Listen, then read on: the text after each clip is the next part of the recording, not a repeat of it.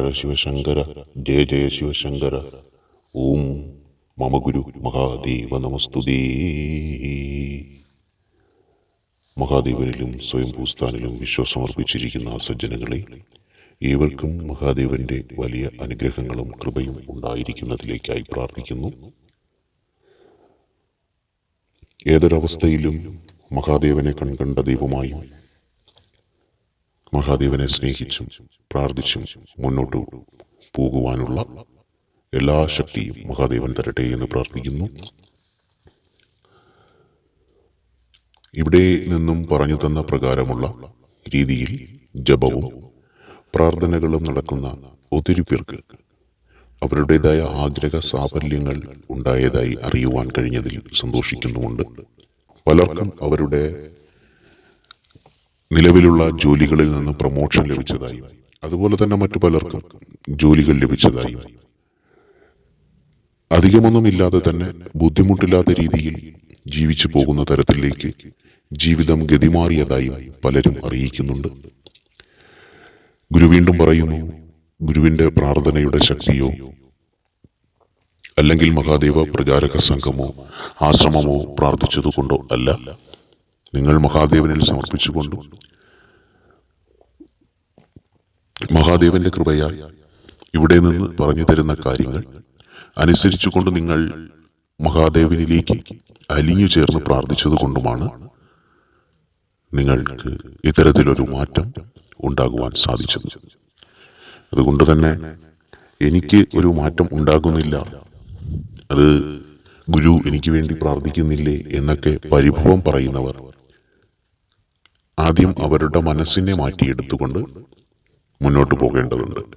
അതിനാദ്യമായി ചെയ്യേണ്ടത് ഒറ്റ കാര്യമാണ്. ആദ്യം ചെയ്യേണ്ട ഒരു കാര്യമുണ്ട്. നമ്മൾ അമ്പലങ്ങളിൽ പോയിട്ട് ശത്രു സംഹാര പുഷ്പാഞ്ജലിയൊക്കെ കഴിപ്പിക്കാറുണ്ട്. അപ്പോൾ മനസ്സിൽ വരുന്നത് അയൽപക്കക്കാരന്റെ മുഖവും അല്ലെങ്കിൽ നിങ്ങൾക്ക് പരിചിതമായ ഏതെങ്കിലും ഒരു മുഖവുമായിരിക്കും. നിങ്ങളുടെ ശരീരവും മനസ്സും അയാളെ ശത്രുവായി കാണുന്നത് കൊണ്ടാണ്. എന്നാൽ ആത്മാവ് ഒരിക്കലും അയാളുടെ ആത്മാവിനെ ശത്രുവായി കാണുന്നില്ല. അപ്പോൾ പിന്നെ എന്തിനാണ് ശത്രു സംഹാര പുഷ്പാഞ്ജലിയൊക്കെ ചെയ്യുന്നത്? അതൊരിക്കലും മനുഷ്യൻ എന്നുള്ള ശത്രുവിന് എതിരെയല്ല. നിങ്ങളിൽ വന്നിരിക്കുന്ന ദുർമോഹം, അഹങ്കാരം, അസൂയ എന്നിങ്ങനെയുള്ള കുറെ ശത്രുക്കളുണ്ട്. അതിൽ നിന്നൊക്കെ നിങ്ങളുടെ മനസ്സിനെ മാറ്റുന്നതിന് വേണ്ടിയാണ് അത്തരത്തിലൊരു പുഷ്പാഞ്ജലി വെച്ചിട്ടുള്ളത്. അല്ലാതെ മനുഷ്യനെ നശിപ്പിക്കുവാനുള്ളതോ നിങ്ങൾ കണ്ണുകൊണ്ട് കാണുന്ന നിങ്ങൾ ശത്രുവെന്ന് കരുതിയിരിക്കുന്ന വ്യക്തിക്ക് നാശം വരുവാനോ അല്ല. അപ്പോൾ മഹാദേവനിലേക്ക് എത്തുന്നതിന് മുമ്പ് നിങ്ങളുടെ മനസ്സിനെ മാറ്റിയെടുക്കേണ്ട ഒരു കാര്യം, എത്ര കൊടിയ പാതകം നിങ്ങളോട് ചെയ്തിട്ടുള്ളവനാണെങ്കിലും, ചെയ്തിട്ടുള്ള ഒരു സ്ത്രീയാണെങ്കിലും പുരുഷനാണെങ്കിലും, ആ വ്യക്തിയോട് മനസ്സുകൊണ്ട് നിങ്ങൾ ക്ഷമിച്ചു എന്ന് മഹാദേവനെ അല്ലെങ്കിൽ മഹാദേവന്റെ ശിവലിംഗത്തെ മനസ്സിൽ കണ്ടുകൊണ്ട് നിങ്ങൾ പറയുക. പിന്നീട് അയാളോട് യാതൊരുവിധ ശത്രുതാ മനോഭാവമോ അയാൾ നശിച്ചു പോകണമെന്നുള്ള ആഗ്രഹമോ മനസ്സിൽ പാടില്ല. ശത്രുവിന് പോലും നല്ലത് വരുത്തണമേ എന്നുള്ള പ്രാർത്ഥനയിൽ കൂടിയാകണം നിങ്ങളുടെ പ്രാർത്ഥനയും മുന്നോട്ട് പോകേണ്ടത്. അപ്പോൾ ശത്രുവിന്റെ ആ ഒരു മനസ്ഥിതി മാറ്റിയെടുക്കേണ്ട ചുമതല മഹാദേവനിൽ എത്തുകയും മഹാദേവൻ അവിടെ പ്രവർത്തിക്കുകയും ചെയ്യും. എല്ലാവരും ഭഗവാന്റെ സൃഷ്ടികളാണ്. ഇവിടെ വന്നതിനു ശേഷമാണ് മനസ്സുകൾക്ക് മാറ്റമുണ്ടാകുന്നത്. അതുകൊണ്ട് ആരെയും ശിക്ഷിക്കുവാൻ നമുക്ക് അധികാരമില്ല. അങ്ങനെ മഹാദേവനിലേക്ക് എത്തുമ്പോൾ അത്തരത്തിലുള്ള പ്രാർത്ഥനകളും ജപവും ചെയ്യുമ്പോൾ ആദ്യം ഇവിടെ ജീവിത വിജയം കൈവരിച്ചവർ ചെയ്ത കാര്യം എന്തെന്ന് പറഞ്ഞാൽ തന്റെ ശത്രുക്കളോടുള്ള മനോഭാവം മാറ്റി എന്നുള്ളതാണ്. അയൽക്കാരനോടും ബന്ധുക്കളിൽ ഉള്ള ശത്രുക്കളോടും സഹോദരങ്ങളിൽ ഉള്ള ശത്രുക്കളോടും അയൽക്കാരോടും ബന്ധുജനങ്ങളിൽ ഉള്ള ശത്രുതയോടും സഹോദരങ്ങളിൽ ഉള്ള ശത്രുതയോടും മാറ്റം വരുത്തി അവരെ തന്നെ മഹാദേവനിൽ സമർപ്പിച്ചുകൊണ്ട് അവർ പ്രാർത്ഥിച്ചു കാണണം, മഹാദേവ, അങ്ങയ്ക്ക് ലോകത്താരും ശത്രുക്കൾ ഇല്ലല്ലോ, അപ്പോൾ പിന്നെ എങ്ങനെയാണ് എനിക്കും ശത്രുക്കൾ ഉണ്ടാകുന്നത്? മഹാദേവ, അങ്ങയ്ക്ക് ലോകത്ത് ഒന്നും ദോഷമായില്ലല്ലോ, അപ്പോൾ പിന്നെ എങ്ങനെയാണ് എനിക്കും ലോകത്തു നിന്ന് ദോഷങ്ങൾ ഉണ്ടാകുന്നത്? അതുകൊണ്ട് തന്നെ ദോഷങ്ങളില്ലാത്ത, ശത്രുതയില്ലാത്ത, സ്നേഹിക്കാൻ മാത്രം അറിയാവുന്ന എൻ്റെ മഹാദേവനിലേക്ക് ഞാനും അലിയുകയാണ്. മഹാദേവ എൻ്റെ മനസ്സിനെ അവിടെ സമർപ്പിക്കുകയാണ്. ഈ ഭൂമിയിൽ ജീവിക്കാൻ തക്ക വിധത്തിലുള്ള അനുഗ്രഹങ്ങൾ തന്ന് എന്നെ അങ്ങ് അനുഗ്രഹിക്കണം. ഇതായിരിക്കണം അവർ പ്രാർത്ഥിച്ചിട്ടുള്ളത്. ഈ രീതിയിലുള്ള ഒരു മനസ്സിന്റെ മാറ്റമായിരിക്കണം അവർക്കുണ്ടായിട്ടുള്ളത്. അതുകൊണ്ടാണ് അവർക്ക് അവരുടെ കാര്യങ്ങളിൽ പെട്ടെന്ന് തന്നെ ഒരു മാറ്റം ഉണ്ടായതും ജീവിതത്തിന്റെ ഗതി തന്നെ മാറിയതും. പരാതി പറയാതിരിക്കുവാൻ ശ്രദ്ധിക്കുക. ഒരു വ്യക്തിയോട് പോയി പോലും നമ്മുടെ കാര്യങ്ങൾ പരാതിയായി പറയുന്നത് അത് ഭഗവാനോട് പറയുന്നതിന് തുല്യമാണ്. നമ്മുടെ മനസ്സാണ് പരാതികളെ ഉത്ഭവിപ്പിക്കുന്ന പ്രഥമ സ്ഥാനം എന്ന് പറയുന്നത്. അതുകൊണ്ട് തന്നെ പരാതി പറച്ചിൽ നിർത്തുക. എന്റെ ജീവിതം ഇങ്ങനെയായിപ്പോയി, എനിക്കൊന്നും ലഭിക്കുന്നില്ല, ഞാൻ ഇങ്ങനെയൊക്കെയാണ്, എന്നിൽ ദൈവം കനിയുന്നില്ല, ഇങ്ങനെയുള്ള പരാതി പറച്ചിലൊക്കെ നിർത്തിയിട്ട് ഉള്ളതിനെ കുറിച്ച് മാത്രം സംസാരിക്കുക. നമ്മുടെ കയ്യിൽ ഇപ്പോൾ എന്താണോ ഉള്ളത് അതിനെക്കുറിച്ച് സംസാരിക്കുക. എല്ലാവരെയും സ്നേഹിക്കുക, പരസ്പരം സ്നേഹിക്കുക. ഇത്തരത്തിലുള്ള ഒരു മാനസിക മാറ്റത്തോടു കൂടി മുന്നോട്ട് പോകുമ്പോൾ ഭഗവാന്റെ വലിയ അനുഗ്രഹങ്ങൾ നിങ്ങളിൽ വന്നു ചേരുക തന്നെ ചെയ്യും. നോക്കൂ, എന്തിനാണ് നമ്മൾ ആവലാതിപ്പെടുന്നത്? ഈ ലോകത്ത് ജീവിക്കുമ്പോൾ ആവശ്യമില്ലാതെ വിഷമിക്കുകയും ബലം പിടിക്കുകയും ചെയ്യുമ്പോൾ മാനസികമായ സമ്മർദ്ദങ്ങൾ ഉണ്ടാകുന്ന സമയത്ത് നമ്മെക്കൊണ്ട് കഴിയാത്ത കാര്യങ്ങളെക്കുറിച്ച് ഓർത്ത് ചിന്തിച്ചിരിക്കാതെ ഭഗവാനിൽ വിട്ടുകൊണ്ട് സമാധാനത്തിൽ ചെയ്യേണ്ട കാര്യങ്ങൾ ചെയ്യുമ്പോൾ അതിൽ വിജയം ഉണ്ടാകുന്നു. അതിന് ഒരു ഉദാഹരണം പറയുകയാണെങ്കിൽ, നോക്കൂ, നമ്മൾ പലപ്പോഴും തിരക്കേറിയ നഗരപ്രദേശങ്ങളിൽ കൂടിയൊക്കെ സഞ്ചരിക്കാറുണ്ടല്ലോ. അത്തരത്തിൽ സഞ്ചരിക്കുന്ന സമയത്ത് ചില വ്യക്തികൾ ട്രാഫിക് ബ്ലോക്ക് ഉണ്ടായി നിൽക്കുന്ന സമയത്ത് ആ ബ്ലോക്കിനുള്ളിൽ നിന്നുകൊണ്ട് തന്നെ വാഹനത്തിന്റെ ഹോൺ മുഴക്കുന്നത് ചില സ്ഥലങ്ങളിൽ നമുക്ക് കേൾക്കുവാൻ കഴിയും. അത് പലർക്കും അലോസരവുമാണല്ലോ. തന്റെ മുന്നിൽ അനേകം വാഹനങ്ങൾ സഞ്ചരിക്കുവാൻ കഴിയാതെ തടസ്സമായി നിൽക്കുമ്പോൾ അതിനിടയിൽ കിടക്കുന്ന വാഹനങ്ങൾ ചിലത് വെറുതെ ഹോൺ മുഴക്കുന്നു. അങ്ങനെ ആകെ ആ നഗരപ്രദേശത്ത് കുടുങ്ങിക്കിടക്കുന്ന ആ വാഹനത്തിൽ ഹോൺ മുഴക്കുന്നൊരു വ്യക്തി എന്താണ് അയാളുടെ മനസ്സിൽ സംഭവിക്കുന്നത്? അയാൾക്ക് ആ തിരക്കേറിയ ബ്ലോക്കിൽ കിടക്കുന്ന എല്ലാ വാഹനങ്ങളെയും ശകാരിക്കുവാനോ അതിനോട് ദേഷ്യപ്പെടുവാനോ ചീത്ത വിളിക്കുവാനോ ഒക്കെയുള്ള ഒരു ടെൻഡൻസി മനസ്സിലുണ്ടാവുകയും ആവശ്യമില്ലാതെ ടെൻഷൻ കൊടുക്കുകയും തിരക്ക് കൂട്ടുകയും ചെയ്യുന്നു. എന്നാൽ വാഹനം ഒരു ഇഞ്ച് പോലും മുന്നോട്ട് പോകുവാൻ സാധിക്കുന്നുമില്ല. അല്പസമയം കഴിയുമ്പോൾ അവിടെ ഒരു ട്രാഫിക് സിഗ്നൽ ഉണ്ടെങ്കിൽ ട്രാഫിക് സിഗ്നൽ തെളിയുകയും മുന്നിലുള്ള വാഹനം മുന്നോട്ട് നീങ്ങുകയും അതിനോടൊപ്പം നേരത്തെ ഹോൺ മുഴക്കി സ്വയം ആകുലതകൾ ഉണ്ടാക്കി വെച്ച വ്യക്തിയുടെ വാഹനവും മെല്ലെ നീങ്ങുകയും ചെയ്യുന്നു. ആ തിരക്ക് കഴിഞ്ഞ് പോവുകയും ചെയ്യുന്നു. ഇവിടെ എന്താ സംഭവിച്ചത്? നമ്മുടെ ജീവിതത്തിലും ഇതുപോലെ ചില തടസ്സങ്ങൾ മുന്നിലുണ്ടാകാം. ഈ തടസ്സങ്ങൾ ഉണ്ടാകുമ്പോൾ നമ്മൾ ആ തടസ്സങ്ങളിലേക്ക് നോക്കിക്കൊണ്ട് ഇതുപോലെ ടെൻഷൻ എടുക്കുക, ആകുലപ്പെടുക, മനസ്സിന് സമ്മർദ്ദം കൊടുക്കുക, ഇതൊക്കെ ചെയ്താലും ഈ വാഹനങ്ങളുടെ കഥ പറഞ്ഞതുപോലെ തന്നെ മുന്നിലുള്ള വാഹനം അതിന് മുന്നോട്ട് പോകാനുള്ള സൗകര്യം ഉണ്ടായാൽ മാത്രമേ പുറകിലുള്ളതും അതിനു പുറകെ പോകുവാൻ സാധിക്കുകയുള്ളൂ. അല്ലെങ്കിൽ അവിടെ ഒരു സിഗ്നൽ ലൈറ്റ് ഉണ്ടെങ്കിൽ അതിന്റെ ചുവന്ന പ്രകാശം മാറി പച്ച വെളിച്ചം തെളിയണം. ഇത് അറിയാവുന്ന ഒരു വ്യക്തി അവിടെ സമാധാനത്തിൽ നിൽക്കും. എന്നിട്ട് അതിന്റെ സമയമാകുമ്പോൾ ആ തിരക്ക് മാറുമെന്നും സഞ്ചരിക്കാൻ കഴിയുമെന്നും ആ വ്യക്തിക്ക് അറിയാം. അങ്ങനെ സമാധാനത്തിൽ സന്തോഷത്തിൽ ആ വാഹനത്തിൽ ഇരിക്കുന്ന ഒരു വ്യക്തിക്ക് ഇത്തരം തടസ്സങ്ങളൊന്നും ഒരു പ്രശ്നമല്ല. അവർ സമാധാനത്തിൽ സഞ്ചരിക്കുന്നു. ഇതുപോലെ തന്നെ ജീവിതത്തിലും നമ്മൾ മുന്നോട്ട് നമ്മുടെ ജീവിതയാത്ര നയിക്കുന്ന സമയത്ത് ഉണ്ടാകുന്ന തടസ്സങ്ങളെ അതിൽ നോക്കിക്കൊണ്ട് ആകുലപ്പെട്ടും ദേഷ്യപ്പെട്ടും എനിക്കിപ്പോൾ തന്നെ മുന്നിലേക്ക് എത്തണമെന്നുള്ള അതിയായ ഒരു ആവേശത്തോടു കൂടിയും നിൽക്കുമ്പോഴും മുന്നോട്ട് പോകാൻ കഴിയാതെ വരുമ്പോൾ നമ്മുടെ മനസ്സ് തന്നെ വല്ലാത്തൊരവസ്ഥയിലെത്തും. പിന്നെ ആ വ്യക്തി എവിടെ പോയാലും മുന്നിൽ ഒരു ചെറിയ സ്കൂട്ടർ കണ്ടാൽ കൂടി അയാൾക്ക് പെട്ടെന്ന് പോകണം എന്നുള്ള രീതിയിൽ അവിടെ ശബ്ദമുണ്ടാക്കിക്കൊണ്ടിരിക്കുകയും മറ്റുള്ളവർക്ക് അത് ബുദ്ധിമുട്ടുണ്ടാക്കുകയും ചെയ്യും. എന്നതുപോലെ നമ്മുടെ ജീവിതത്തിലും ഉണ്ടാകുന്ന തടസ്സങ്ങളെ നമ്മൾ സമാധാനത്തിൽ നേരിടണമെന്നാണ് ഗുരു പറഞ്ഞത്. സമാധാനമില്ലാതെ നമ്മുടെ തടസ്സങ്ങളെ നേരിടുമ്പോൾ അത് നമുക്ക് മാത്രമല്ല നമ്മുടെ ചുറ്റുപാട് നിൽക്കുന്നവർക്കും ഒരു ബുദ്ധിമുട്ടുണ്ടാക്കുന്നുണ്ട്. അങ്ങനെ ഇത്തരത്തിൽ ജീവിതത്തിൽ ഉണ്ടായി വരുന്ന തടസ്സങ്ങൾ അതിനെ സമാധാനത്തിൽ നേരിടുക, അതിനെ വീക്ഷിക്കുക, എന്തുകൊണ്ടാണ് അത് സംഭവിച്ചത്, അതിൽ നിന്ന് പുറത്തു കടക്കേണ്ട ഒരു സമയം ഉണ്ട്. അവിടെ ട്രാഫിക് സിഗ്നൽ തെളിഞ്ഞപ്പോഴോ അല്ലെങ്കിൽ ആ ഒരു തടസ്സം മാറിയപ്പോഴോ മറ്റു വാഹനങ്ങൾക്കൊപ്പം തനിക്കും സഞ്ചരിക്കാൻ കഴിഞ്ഞതുപോലെ ഈ കാലമാകുന്ന ഈ ഒരു വാഹനത്തിൽ സഞ്ചരിക്കുന്ന എനിക്കും പൊതുവായുള്ള ഈ തടസ്സങ്ങളൊക്കെ മാറിക്കഴിയുമ്പോൾ ഞാനും അതിനോടൊപ്പം മുന്നോട്ട് നീങ്ങും. അതുകൊണ്ട് അത് സമാധാനത്തിൽ ഇത്തരത്തിലുള്ള ജീവിത സാഹചര്യങ്ങൾ ഉണ്ടാകുമ്പോൾ തന്നെ അതിനെ നേരിടുന്നൊരു മനസ്സ് നിങ്ങൾക്കുണ്ടായിരിക്കണം. നമ്മളായിട്ട് തന്നെ, നമ്മുടെ ജീവിത സാഹചര്യങ്ങളായി തന്നെ, നമ്മുടെ പൂർവികരായി തന്നെ, അല്ലെങ്കിൽ നമ്മുടെ മക്കളായി തന്നെ നമ്മളിലേക്ക് വന്നു ചേർന്നിട്ടുള്ള ഇത്തരം തടസ്സങ്ങളെ നമ്മൾ മാത്രം ശകാരിച്ചതുകൊണ്ടോ മാനസിക പിരിമുറുക്കം ഉണ്ടാക്കിയത് കൊണ്ടോ മാറ്റപ്പെടുന്നതല്ല. അത് നമ്മൾ സമാധാനത്തിൽ നേരിടുമ്പോൾ തന്നെ, മനസ്സിനൊരു സുഖം ലഭിക്കുമ്പോൾ തന്നെ നമുക്കതിൽ നിന്ന് അതിൻ്റെതായ സമയത്ത് മെല്ലെ പുറത്തു വരുവാൻ കഴിയും. ഇത്തരത്തിൽ ഓരോ ജീവിതവും മുന്നോട്ട് പോകണം.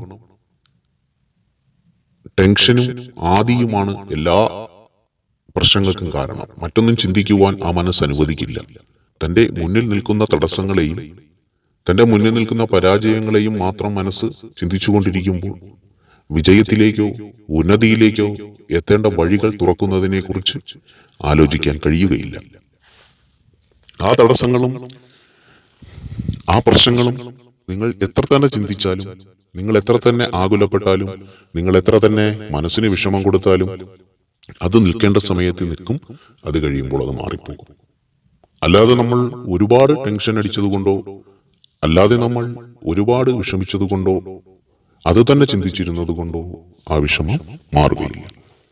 അകത്തു കിടന്നുകൊണ്ട് നമ്മൾ എത്ര ആകുലപ്പെട്ടാലും അകത്തു തന്നെ കിടക്കും. മെല്ലെ പുറത്തു കിടക്കേണ്ട ഒരു സമയം വരും. ആ സമയത്ത് ഞാൻ പുറത്ത് കടന്നിരിക്കും എന്നുള്ളൊരു ധൈര്യവും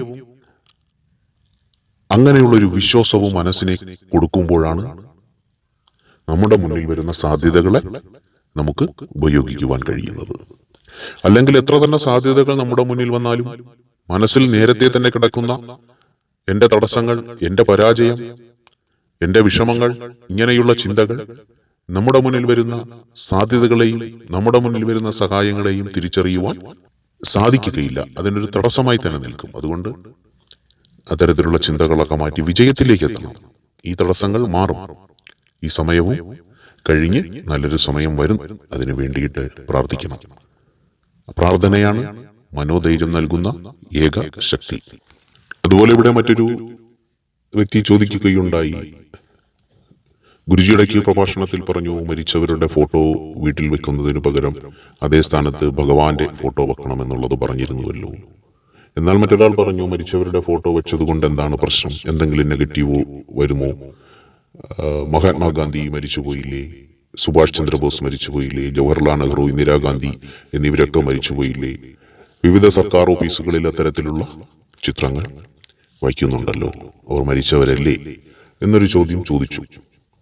അതിന് മറുപടിയായി ഗുരുവിന് നൽകുവാനുള്ളത് ഇത് തന്നെയാണ്. ഇത് ചോദിച്ചവർക്ക് നൽകിക്കഴിഞ്ഞു. ഇത്തരം സംശയം ഉള്ളവർക്ക് വേണ്ടി പറയുകയാണ്, നമ്മുടെയൊന്നും ബന്ധുക്കളോ നമ്മുടെയൊക്കെ പിതാക്കന്മാരോ ഒന്നും മഹാത്മാഗാന്ധിയോ രാഷ്ട്രപിതാവോ ജവഹർലാൽ നെഹ്റുവോ അല്ലെങ്കിൽ ഈ രാജ്യത്തിലെ പ്രമുഖ വ്യക്തികളോ ഒന്നുമല്ല. അവർ ഈ രാജ്യത്തിന്റെ പൊതുസ്വത്താണ്. അപ്പോൾ അവർ ഈ രാജ്യത്തിനു വേണ്ടിയിട്ട് ജീവിച്ചവരാണ്. അവർ ഈ രാജ്യത്ത് ചില സംഭാവനകൾ നൽകിയിട്ടുള്ളതാണ്. അപ്പോൾ അവരുടേതായ ചിത്രങ്ങൾ പിന്നീട് അവിടെ വരുന്ന ഉദ്യോഗസ്ഥന്മാർക്കും എല്ലാവർക്കും ആ ചിത്രത്തിൽ കൂടി പകർന്നു കൊടുക്കുന്ന സന്ദേശമുണ്ട്. എന്താണ്? അവർ ഈ രാജ്യത്തിന് വേണ്ടി അവർ ജീവിച്ചിരുന്ന സാഹചര്യങ്ങൾ, അതൊക്കെയാണ് ആ ചിത്രത്തിൽ നിന്നും അങ്ങനെ ഒരു സർക്കാർ സ്ഥാപനത്തിൽ വെക്കുന്നത് കൊണ്ടോ മറ്റെവിടെയെങ്കിലും പ്രതിമകൾ സ്ഥാപിക്കുന്നത് കൊണ്ടോ ഉണ്ടാകുന്നത്. പ്രമുഖ വ്യക്തികളെ വരും തലമുറയ്ക്ക് പരിചയപ്പെടുത്തുന്നതിന് വേണ്ടിയിട്ട്. അതിന് നെഗറ്റീവ് ഒന്നുമില്ല. എന്നാൽ നമ്മുടെ വീട്ടിലൊരാൾ മരണപ്പെട്ടാൽ അച്ഛനോ അമ്മയോ അല്ലെങ്കിൽ അപ്പൂപ്പനോ, അപ്പോൾ അവരുടെ ചിത്രം വെക്കുന്നത് കൊണ്ട് നമുക്ക് പ്രത്യേകിച്ച് നെഗറ്റീവ് ഊർജവും വരാനില്ല, എന്നാൽ പോസിറ്റീവ് ഊർജവും വരുവാനില്ല. എന്നാൽ ആ ചിത്രം അവിടെ ഇല്ലെങ്കിൽ കുറച്ച് പോസിറ്റീവ് ഊർജം വരും. അതെങ്ങനെയെന്ന് പറഞ്ഞാൽ, ഈ ജീവിച്ചിരിക്കുന്ന വ്യക്തി നമ്മുടെ സ്വന്തമായിരുന്നു. ഇന്ദിരാഗാന്ധിയെ പോലെയോ ജവഹർലാൽ നെഹ്റുവിനെ പോലെയോ ഒന്നും മഹാത്മാഗാന്ധിയെ പോലെയോ ഒന്നും രാജ്യത്തിന്റെ പൊതു സ്വത്തായിരുന്നില്ല, എല്ലാവർക്കും ഉള്ളതായിരുന്നില്ല, നമ്മുടെ പ്രിയപ്പെട്ടതായിരുന്നു.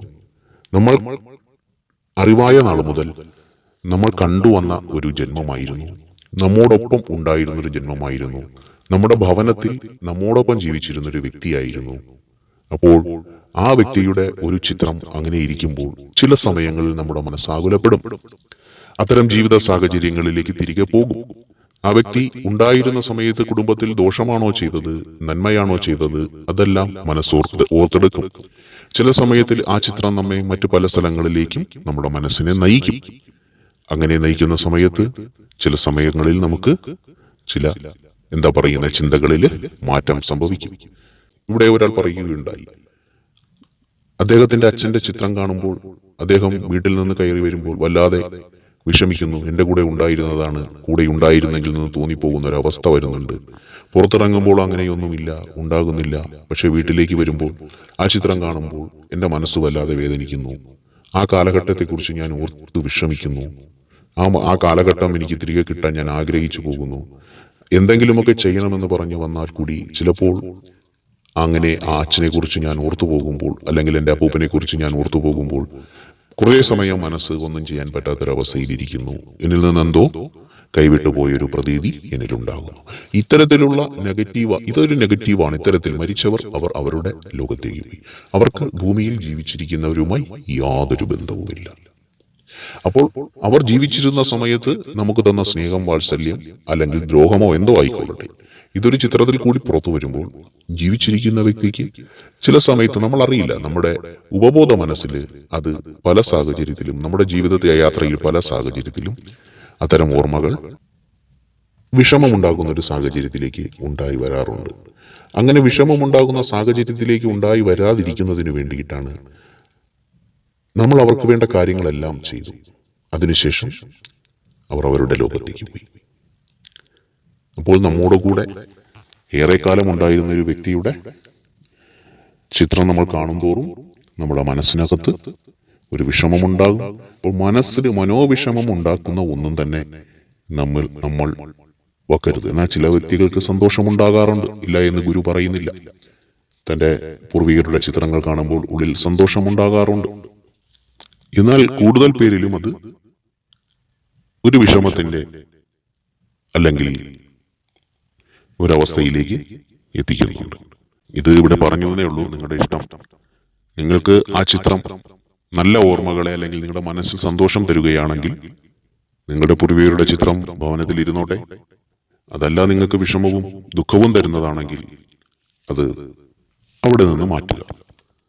അതുകൊണ്ടാണ് വിഷമമില്ലാത്ത, എപ്പോഴും സന്തോഷം തരുന്ന, കൂടെ എന്നും ഈ ജീവിതത്തിലും എല്ലാ ജീവിതത്തിലും കൂടെ ഒരാളുണ്ട് എന്ന് തോന്നിക്കുന്ന ഭഗവാന്റെ ചിത്രം വെക്കുമ്പോൾ നമ്മൾ പുറത്തുനിന്ന് കയറി വരുമ്പോൾ കാണുന്ന ഭഗവാന്റെ രൂപം ദർശിച്ചുകൊണ്ട് അകത്തേക്ക് ഇറങ്ങുമ്പോഴും പുറത്തേക്ക് ഇറങ്ങുമ്പോഴും അത് മനസ്സിനൊരു ധൈര്യമാണ്. അതിനു വേണ്ടിയിട്ടാണ് ഗുരു എന്ന് അങ്ങനെ പറഞ്ഞത്. അതുകൊണ്ട് നേരത്തെ പറഞ്ഞതുപോലെ നമ്മുടെ ജീവിതത്തിൽ ഉണ്ടാകുന്ന വിഷമഘട്ടങ്ങളെ തരണം ചെയ്യുന്നതിന് വേണ്ടിയിട്ട് സമാധാനത്തിൽ കാര്യങ്ങളെ നേരിട്ട് മുന്നോട്ട് പോകണം. സമാധാനമാണ് പ്രധാനം. സമാധാനമില്ലെങ്കിൽ നമുക്കൊന്നും നേടാൻ കഴിയില്ല. നമ്മൾ ടെൻഷനോടുകൂടിയും ആകുലതയോടുകൂടിയും നേടുന്നതൊക്കെയും അല്പകാലം നിലനിൽക്കുന്നതാണ്. അതിന്റെ വേരുറപ്പിക്കാനുള്ള സമയം പോലും ലഭിക്കുകയില്ല. സമാധാനത്തിൽ ആലോചിച്ച് തീരുമാനിച്ച് മുന്നോട്ട് പോകുമ്പോൾ അതിനൊരു അടിസ്ഥാനമുണ്ടായിരിക്കും. അവിടെ നമ്മൾ കെട്ടി പൊക്കുന്നതൊക്കെയും ദൃഢതയുള്ളതുമായിരിക്കും. അത്തരത്തിൽ ജീവിതം മുന്നോട്ട് പോകട്ടെ. അതിനായിട്ട് ഭഗവാൻ എല്ലാവരെയും അനുഗ്രഹിക്കട്ടെ. ഓം ഹരഹര ശിവശങ്കര, ജയ ജയ ശിവശങ്കര. ഓം കൈലാസവാസ, ഓം സർപ്പധാരി, ഓം ഭസ്മഭൂഷണ, ഓം ഗംഗാധര, ഓം ജടാധര, ഓം ത്രിനേത്ര, ഓം ത്രിശൂലനാഥ, ഓം ഉമാമഹേശ്വര നമോ.